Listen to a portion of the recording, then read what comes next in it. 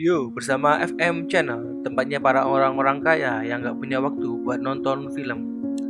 Kali ini akan membahas salah satu film keluarga yang diangkat dari novel pada tahun 2016.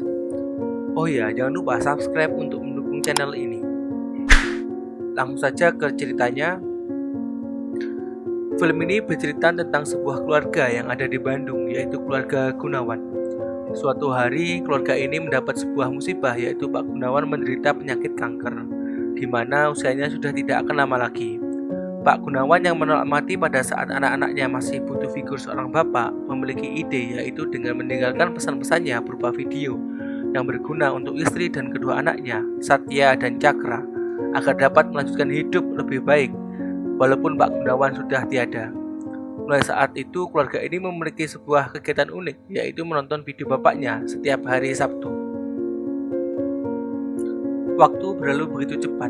Satya dan Cakra tumbuh menjadi anak yang berprestasi, berbakti kepada orang tua, serta membantu ibu mereka menjalankan sebuah restoran di sela-sela kesibukan.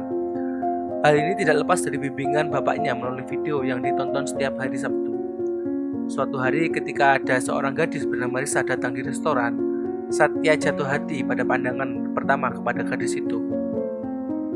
Setelah itu, Satya mengingat pesan bapaknya, yaitu hidup itu harus benar-benar matang direncanakan. Karena ketika kamu menjadi seorang suami, ada istri dan anak yang mengikuti. Setelah itu, Satya mulai merencanakan semua hal agar dapat hidup bersama, dan akhirnya dapat menikah dengan Risa, serta pindah bekerja di Paris. Satya yang bekerja di pertambangan membuat Satya jarang punya waktu untuk berkumpul dengan keluarganya.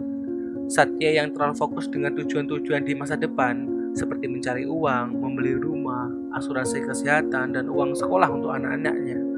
Hal ini menyebabkan Satya melupakan waktu bersama keluarga. Risa mengambil inisiatif untuk membantu suaminya dan memutuskan untuk bekerja agar Satya dapat berkumpul kembali dengan keluarga. Namun, keputusan ini membuat Risa menitipkan anak-anaknya kepada salah satu temannya. Suatu hari ketika anak-anak dititipkan kepada temannya, saat lengah, anak-anaknya diculik oleh seseorang. Saat Satya mengetahui bahwa anak-anaknya telah diculik, Satya menyalahkan semua hal kepada Risa dengan alasan tidak becus menjadi seorang istri. Risa yang sudah tidak tahan dengan sikap Satya balik menyalahkan Satya dengan bilang kalau dia tidak pernah ada untuk keluarga, dan Risa pergi kabur dari rumah. Risa bercerita kepada mertuanya jika mereka telah berdebat dan bertengkar. Namun pada saat itu sang mertua tengah menjalani terapi kanker payudara dan harus segera dioperasi. Satya merenungkan semua ucapan Risa bersama bayang-bayang bapaknya yang memberi nasihat. Dan akhirnya Satya mengakui bahwa telah salah dan pergi untuk mencari Risa serta untuk meminta maaf. Satya yang sudah bertemu dengan Risa, Satya benar-benar meminta maaf, tetapi Risa mengatakan bahwa ini bukan masalah benar atau salah. Risa hanya ingin Satya yang terbaik sebagai suami, bukan Satya yang sebaik bapaknya. Akhirnya Satya mengerti dan berusaha menjadi yang terbaik sebagai suami untuk keluarganya, yaitu dengan berhenti dari pertambangan minyak dan memilih bekerja kantoran sehingga dapat berkumpul dengan keluarga. Sementara itu, Cakra merupakan anak kedua dari keluarga Gunawan, tidak seperti kakaknya Satya yang tumbuh dengan tampan dan percaya diri. Cakra tumbuh sebagai anak yang kurang percaya diri dan susah untuk mencari pacar atau jomblo. Tapi Cakra sangat bertanggung jawab serta humoris. Cakra sekarang menjabat sebagai Direktur Divisi Microfinance, menjadi pembicaraan bawahan-bawahannya karena kasihan melihat bosnya yang jomblo sangat lama, dan memberikan beberapa saran seperti untuk mengubah penampilannya.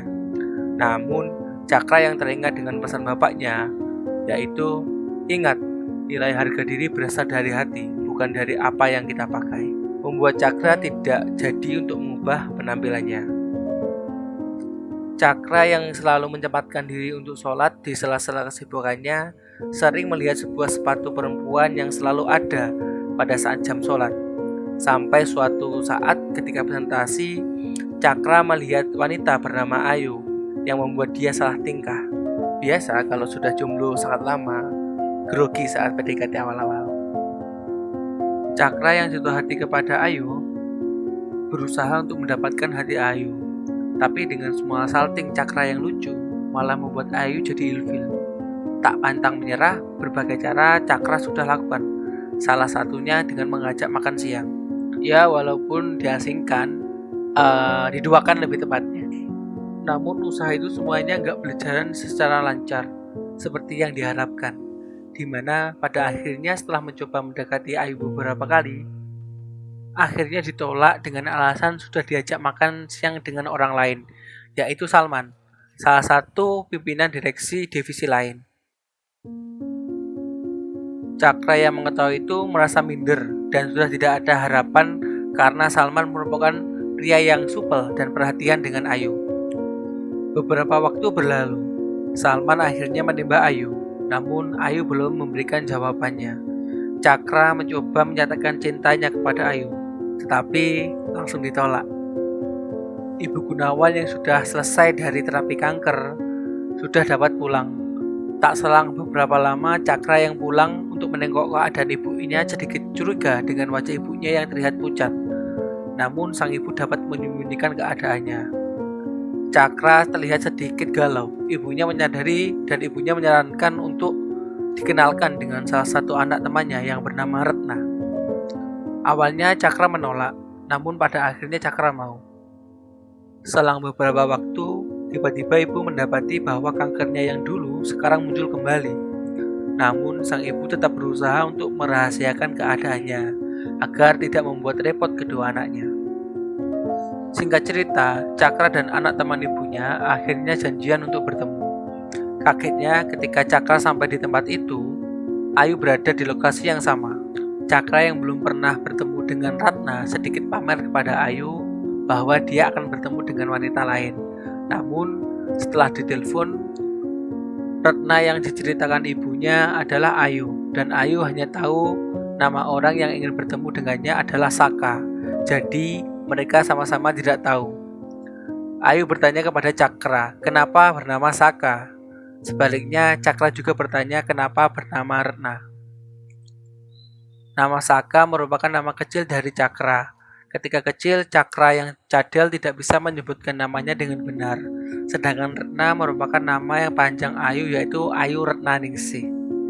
Setelah kejadian itu, Cakra dan Ayu bisa akrab dan ngobrol dengan santai, disertai dengan beberapa pesan-pesan bapaknya Cakra. Saat itu, Cakra juga mengungkapkan keseriusannya untuk menjalin hubungan dengan Ayu. Ayu yang serius bertanya kepada Cakra, apa yang membuat Cakra menyukai Ayu? Cakra dengan polos dan santai menjawab, sepatumu. Setelah itu, mereka berdua pulang. Cakra yang sedang senang menelpon ibunya untuk memberitahu bahwa Ayu dan Ratna merupakan wanita yang sama. Tapi Cakra diberitahu bahwa ibunya sedang dirawat di rumah sakit karena penyakit kanker. Cakra yang tahu langsung segera menyusul ibunya agar dapat menemani dan merawat ibunya. Setelah itu, Cakra juga memberi kabar kepada kakaknya, Satya, bahwa ibunya sedang di rumah sakit karena penyakit kanker. Satya yang tahu juga merencanakan untuk kembali ke Indonesia agar dapat menemui ibunya dan merawatnya. Beberapa hari merawat ibunya, Cakra ditelepon oleh Ayu bahwa Ayu sudah memiliki jawaban atas keseriusan Cakra kepada dirinya dan meminta Cakra untuk datang ke rumahnya untuk memberitahu jawabannya. Siapa itu, Dok? Ibu.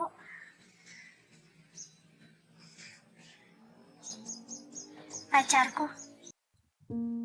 Setelah masalah-masalah dilewati, ibu dan Cakra sudah dapat pulang ke rumah dan kakaknya Satya sudah pulang ke rumah. Untuk itu, keluarga ini membuat acara kecil-kecilan untuk merayakan kumpul bareng keluarga. Cakra yang sudah akan menikah dengan Ayu diberikan sebuah video terakhir dari bapaknya saat akan menikah. Dan film pun selesai.